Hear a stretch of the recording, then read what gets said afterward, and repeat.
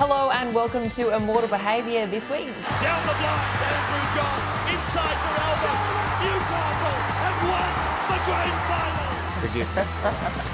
And Manu's gone through. He's so fast, he's a great athlete, good looking rooster. Here's Walker again, the man of the moment. It's good to be with you. Oh, look at Andrew Johns, ladies and gentlemen. One of the greatest players of all time. Well, I would usually say hello and welcome to Immortal Behaviour, but Joe, it looks like you've got your wish. The current affair. What would be your opening story? Someone cheating at bingo. How would that be? Neighbours at war? Yeah. Neighbours playing gin rummy, one cheating. That's usually the stories, are they? Fences. Rugby league players on Mad Monday. We've had Mad Monday, involving a dolphin.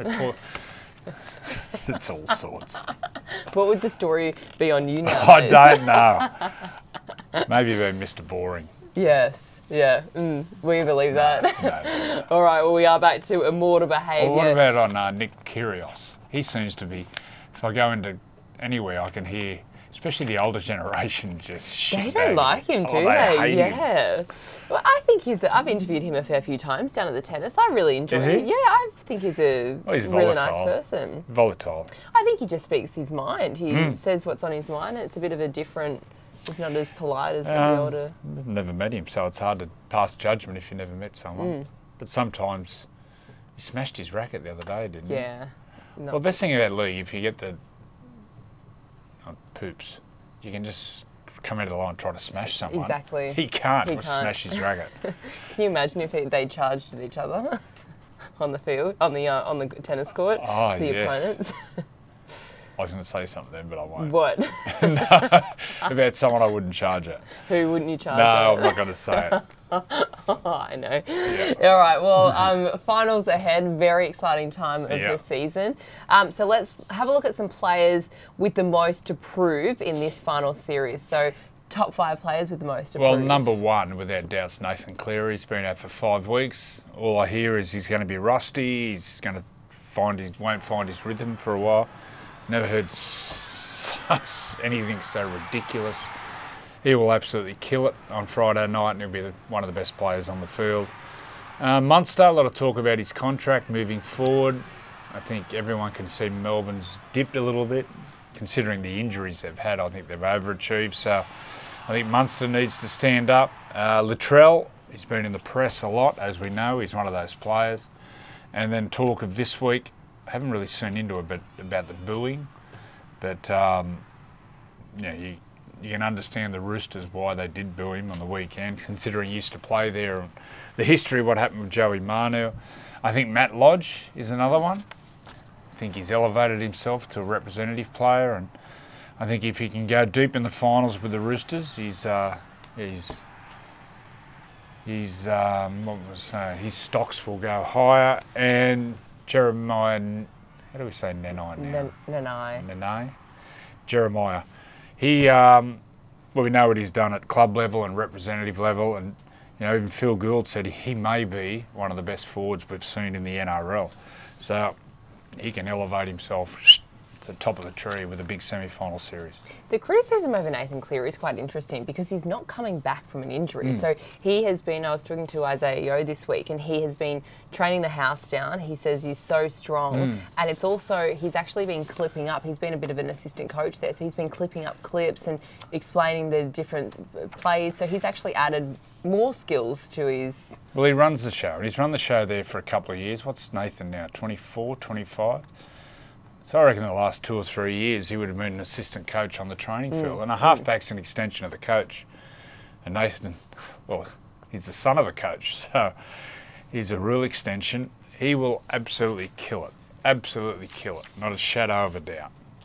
I can't wait to see all of them in I action can't wait. in the I reckon the finals. semi-final series is going to be the best we've seen in a long time. And the way it's fallen into place, the jigsaw pieces, we've got rivalries, which is good. the Roosters, Rabbitohs, you got the Panthers, Out the Eels, west, like there, and then Melbourne, Canberra. They rip into each other. Yeah, it's sort of like the perfect storm. All right, some news this week. Kalyn Ponga has made himself unavailable for the World Cup. What did you make of this news? Is it the right call? Oh yeah, really selfless from Kalyn.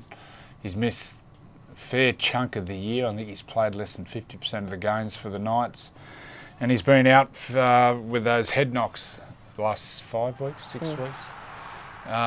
So if you went away with the Australian team, look, Tedesco's fullback, and then so if he does go away, he'll be playing the sort of the minnow games against other teams, not the top line games, the finals, etc. And considering the season the Knights have had, I think it's a selfless decision, especially with him being captain. It's a really good decision for the club. So what does it say? So him making this call, what does that say to the rest of the team? Well, he's given up an Australian jersey for the good of the team and the good of the club and for the good of the town. So he's putting it out there. So as a captain, that's what you have to do. You have to lead from the front. I think it's a real leader's decision. So I think maybe the Safidi boys might be the same. We're going to play for Fiji. I think they may have pulled out. I may be wrong, as usual. But I think it's a great decision by Kalyn. How much did you look forward to the tours at the end of the season? Yeah, it was always fun. But sometimes at the end, if you played a lot of games and you went deep in the semis, sometimes you're looking for a break. You weren't looking forward to going to the bitter cold of England, especially when all your mates would send you pictures there of Bali and places surfing. You look out the window in Manchester, you go, oh, it's pissing down rain again. I remember going downstairs one time, jet lagged. So jet lagged. That's when we first got there. That's why usually we lost the first test, because everyone was so jet lagged. I went down and went to the front desk and said, mate, when does the sun come up? He said about 3 months. Yeah, it can be tough. That's not your your forte, is it? But you look back, it's some of the best times in your footy career. So much fun being away. And we speak about it often, myself and Freddie. Sometimes the best things are at training. You got the best players competing against each other, trying to show each other up. Geez, are good times. Like what are some of your moments that you and Freddie talk about? Just on the training paddock, how we were doing fitness. I know we were doing fitness, myself and Freddie or Lockie used to stand next to each other and race each other. Yeah. When doing skills, you're trying to outdo each other in the gym.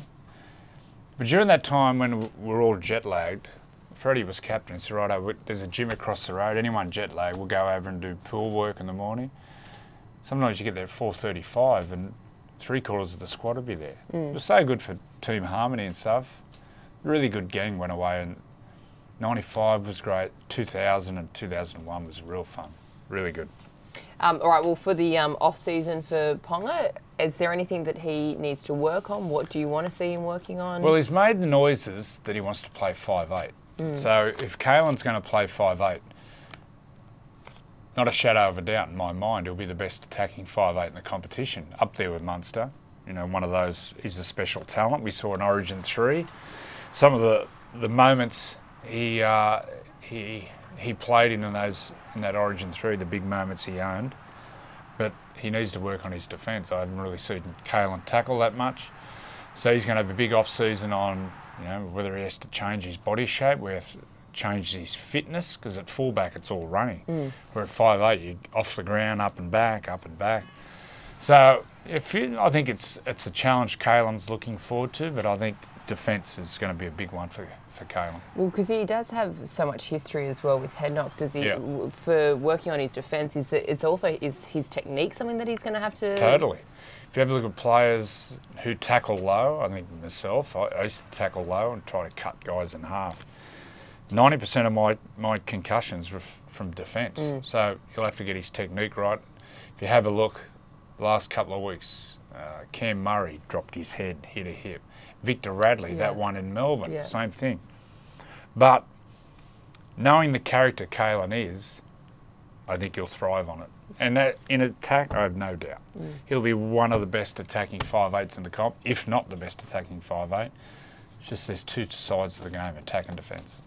Latrell Mitchell, he spoke this week about the booing, and we're all at Allianz Stadium, and players were targeting him, the Roosters fans were targeting him. He didn't say that he had an issue when he was kicking for goal, when the fans were giving it to him before, but he was saying it was sort of... Because he kicks them all the time. Exactly. Yeah. He sort of, I think he thrives on that a little bit when they're right behind him, but it was more every single run. I think he was getting a little bit over the fact that the fans were getting stuck into him every single run he made, every time he did anything on the field. It's a delicate one to talk about because I actually stumbled across the Adam Goodes documentary. I think Stan Grant put it together. Such a good doco. And I didn't realise the hurt and how much it affected him and his family until he was interviewed about all the... And look, I don't follow AFL, but I remember reading about it and hearing about it. But I didn't know it was so severe and so nasty. And in the end, I think it pretty much forced him to retire. And then after it, he didn't want anything to do with the AFL. So I hate to think that had happened with Latrell, but if you look at the history, he played for the Roosters. The incident with Joseph Manu last year, which we stuck up for him, well, I know I did. It wasn't deliberate, and it was an accident. But you can understand why the Roosters fans would be screaming and booing. And really, it's acknowledgement of your brilliance if they're booing you. Yeah, they're not booing an average player. You know what I mean? Yeah. Well, you hear the stuff which the Queenslanders say to Gal and myself. Yeah. But you know, it's part of the game, I suppose. But until you're in that situation, and you know, some just couldn't care less. I know Gal wouldn't care less. I couldn't care less. But you know, maybe affecting Latrell, so you have to listen and. You know, mental health these days, how we're aware of what can happen with the head noise that goes on. So obviously he's talking about it, so it's affecting. Have we moved? Well, it's going to happen again Sunday because it's going to amplify even more. Yeah. But have we moved past the time of I bought a ticket, I can do what I want type of mentality? I don't know. I have no idea. As long as it doesn't overstep the mark and you don't talk about race or family or what else? Sexual orientation. Also, too, like you have to. I don't know. I'm not a fan of booing. Anyway, I just don't really. It's not really. Well, like some fans boo Santa Claus, so you're not gonna change that. Maybe not the Easter Bunny, but they boo Santa Claus. But you do have to You also do have to consider. You hear a lot of fans swearing and yelling out, and there are kids. You hear. I know, and you got to think there are families in front, and people are F-wits. Yeah. You know, you hear them there. A lot of people. Yeah. Well, not a lot. Small percentage are F-wits. All right, let's have a look at some finals history. I want you to name the 3 best players you played with come finals time and what made them so good. Well, number 3 I would say would be Ben Kennedy. He was just so inspirational, a real leader. Things he wouldn't even have to say too much. He'd just do things and just inspire his teammates. One of those tough players that you knew would never ever let you down. Yeah, great relationship with all the players. Everyone respected him, one of the toughest players ever to play for the Knights. And number 2 is Danny Badiris. He speaks for himself. So much respect from his teammates and some of the tough, selfless things he used to do on the field. And number 1 by a country mile would be Paul Harrigan. Everyone knows the stories about 97 grand final. When you're inside the club, you saw how hard it was for him to get himself to play because his body was broken and the lengths he went to play with pain. Just so inspirational. Would have been, what an era. Would have been such a... It's a great era. Yeah. Looking back, it's just turning up to play and just every time you pull into the home ground, it's 25,000, 26, 27,000 there. It's just great times. And the town will be buzzing. Absolutely buzzing. Hopefully when we get back to those lofty days. Yes. Oh, well, there's... Might be in a current affairs story. All right, well, there's also some news that Benji Marshall sent a text message to Cameron Munster just inquiring. There was no talk of money, no talk of time or anything, but just in getting his read on the situation as to whether Munster would be keen to come to the Tigers. Do you think, first of all, he would be keen to go to the Tigers? About as much chance as me endorsing the Captain's Challenge. And we all know that. Or sending a Christmas card to the bunker. I don't mind the bunker, ruling on tries, but stay out of play to play. And the Captain's Challenge, I'm sending that on a one-way trip. Holiday in Queensland. All right, so... No. Didn't you see the Sunday footy show where I was going to send it? Yeah. All right, so do you think that the change in coaching at the Tigers could help lure some big players like this, or is it, after seeing what happened on the weekend and seeing the season that they've had, it's looking a little bit dire? Looking dire. The big advantage for the Tigers, Benji's influence on the Kiwi players, he would have inspired a generation of Kiwi talent coming through. You hear Kiwi players talk about their heroes, pretty much it's always Benji. So that's an advantage. The thing is with the Tigers and the Knights, some of these teams, if you look in the last 10, 15 years, when clubs who have struggled, when they've landed a big fish, things have turned. Look at South, Burgess, Inglis, they turned it around. Dragons, Wayne Bennett, they turned it around. I think you go right back 20 years to Manly when they were struggling.